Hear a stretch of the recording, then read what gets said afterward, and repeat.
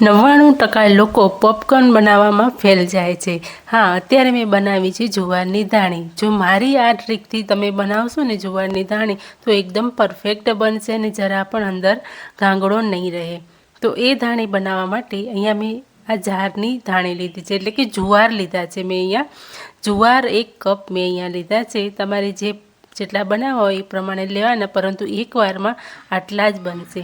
તો હવે આપણે અહીંયા લઈ લેવાનું છે પ્રેશર કુકર। પ્રેશર કુકરમાં જરા પણ ટીમ્પુએ પાણીનું હોવું ના જોઈએ અને અડધા પાવડા જેટલું આપણે તેલ લેવાનું છે। એના પછી અહીંયા આપણે જે નોર્મલ નમક ઘરમાં ખાતા હોઈએ છીએ એ નોર્મલવાળું નમક લેવાનું છે, સફેદ મીઠું લેવાનું છે।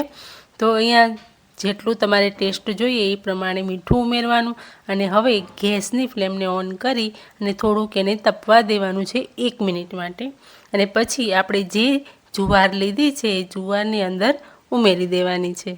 ગેસની ફ્લેમને આપણે લો ટુ મીડિયમ જ રાખવાની છે અને આપણે જુવારને હલાવતા રહેવાનું છે। અડધી મિનિટ સુધી આપણે આને હલાવવાનું છે। એકદમ સરસ તેલ અને જુવાર બંને એકબીજા સાથે ભળી જાય, એટલે કે તેલ જુવારમાં કોટ થઈ જાય એના પછી આપણે પ્રેશર કુકરનું ઢાંકણ બંધ કરી દઈશું। પરંતુ એનામાં પણ એક ટ્રીક છે। પ્રેશર કુકરનું ઢાંકણ આપણે બંધ તો કરવાનું છે, પરંતુ એની વિશલ આપણે કાઢી લેવાની છે, એટલે સીટી કાઢી લેવાની છે અને પછી આપણે એને 5 મિનિટ માટે થવા દેવાનું છે। પરંતુ આપણે એને છોડી નથી દેવાનું। કુકરને હેન્ડલવાળો ભાગ હોય ને પકડીને આવી રીતે એને હલાવતા રહેવાનું છે। ગેસની ફ્લેમ પર જ રાખવાનું છે અને ફ્લેમને આપણે લો ટુ મીડિયમ જ રાખવાનું છે, એ ખાસ ધ્યાન રાખવાનું છે।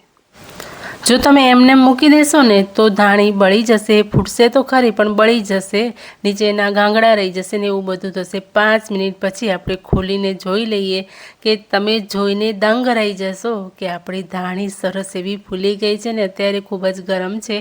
હાથ મારા બળી રહ્યા છે, પરંતુ હું તમને બતાવું કે જુઓ કેટલી સરસ એવી થઈ ગઈ છે।